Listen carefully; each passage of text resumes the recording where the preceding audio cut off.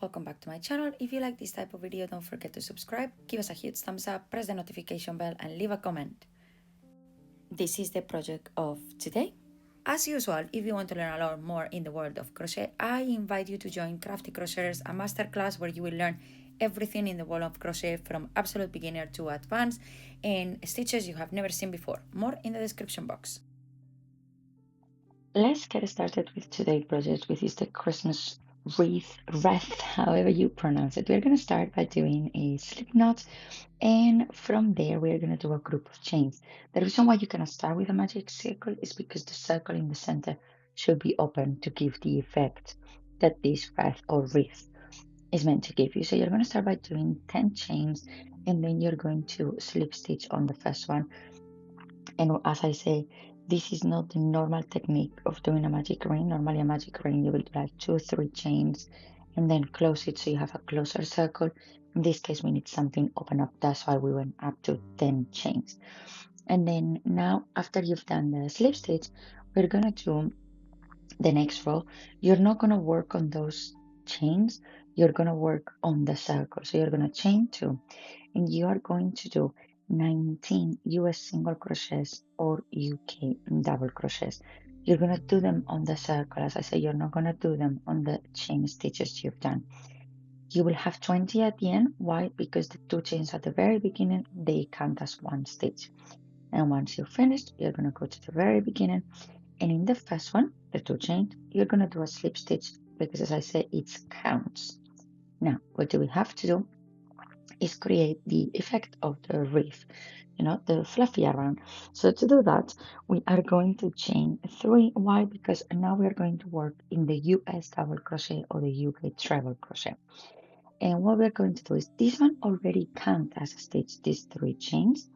So what we're going to do is we're going to work on the same space because we are going to do 2 US double crochets on the same space, and then we're going to do 2 US single crochets on the next 2 stitches.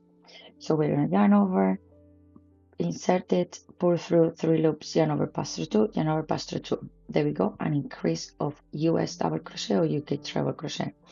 On the next one, you're going to do a US single crochet or UK double crochet. Okay, so 2 loops and pass it. On the next one, again, 1 US single crochet or UK double crochet. And now on the next one is where we do the US double crochets or the UK treble crochets, 2 together. So yarn over, insert 3 loops, yarn over, pass through 2, and yarn over, pass through 2. Again on the same space, yarn over, insert 3 loops, yarn over, pass through 2, yarn over, pass through 2. What do we have now? 2 of the small ones, 2 US single crochets or UK double crochets in the next one. So it's increase 2 stitches, increase 2 stitches. Okay, the small stitches, we put them in separate stitches, while the big ones, we put them together. And as I say, on the first one, those 3 chains count as a stitch, which means when you turn back around to close it up, you should close up on top of those chains. If you slip stitch on top of the stitch, you are basically losing 1 stitch in there, okay? So when you come to the very end, you should have in there 2 spaces to do your single crochets. That's why we needed to have 20 stitches before, okay? And as you can see, we're gonna go to the very top. You can always slip stitch in there, okay? So you create the effect, or you can slip stitch on the bottom as well. It's entirely up to you. You can test it both, but I will say slip stitch at the very top so like that we can do the hook. So this complete the actual wreath, okay, or wreath, however you pronounce it. Now for the hook, we're gonna chain 20 straight away. We haven't got any yarns, and then we're going to slip stitch at the very bottom of those chains. That's going to create the hook, and then do that, and I will teach you how to do the bow. When we slip stitch fast enough, etc., comes the time to do the bow. I'm using a 2.5 millimeter. This is a really small bow, so you need to make sure that you do it really tight.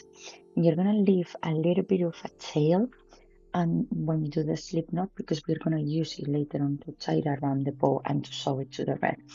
Then we're going to chain 6 plus 1. So we need the 6 to do 6 stitches, and the 1 is our turning chain. And then we're gonna go. So we chain 1 more, and then we go to the second one from the hook, which actually it will have been our chain from the chain 6. And then we are going to do US single crochets or UK double crochets all the way down. So you will have 6.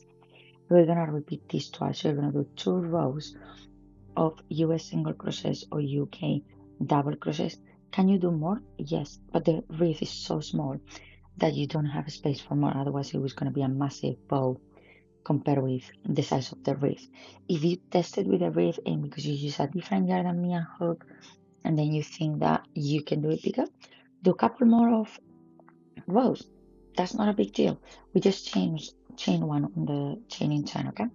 And then once we've done that, we are going to use the tail that we have from the slip knot, and the tail we're going to leave again, and then one is going to be our sewing tail, and the other one is going to be the one that we're going to roll around the center of the bow to create the effect of coming out the bow. As well as if you want to, something is just came up to my mind, what you can do as well is you can go around it one more and then do like slip stitches, so you create like an edge around the bow or something like that. You can create little details. It doesn't have to be just like how I did it, this rectangle, okay? And then once you've finished, as you can see, I didn't really leave a long tail, my mistake, but it ended up keeping good enough for the sewing. Then what we're going to do now, as you can see, is use the big tail, or you can take it as well, an extra one from the ball of yarn. And then from there as well, as you can see, I'm folding it and then I'm just going around. It's also a choice that you can take a little bit more of extra yarn from your ball of yarn and then start modifying it and make it look nice and pretty. But yeah, now that I'm thinking about it, how does it look right now? I will have gone around doing slip stitches around the whole entire thing, and then maybe on the corners I will have done one chain to create a little bit of an effect. That would have been a really good touch. Yep, definitely I'll do it for next year. So this is everything for today. The only thing you have left is either glue or sew your bow to the wreath, and ta-da, you're done. It's a really quick and easy project to do to decorate your house. You can do like a garland with it. You can put it ornament for the tree. There's multiple choices, and I just want to bring you here different quick last minute ideas. You can also put this on gifts, the gift tag to put the name, whatever. You can add these, as well as you can see, you can leave the ribbons of the wreath as well falling down. You can do a whole entire sewing around of the red one as well to create a little bit of like effect to how do you call this, to create like a border edge around it. As you can see, sometimes when I'm editing the videos is when all the ideas come to me, but when I'm doing it, it seems like no ideas come to me. How's this possible?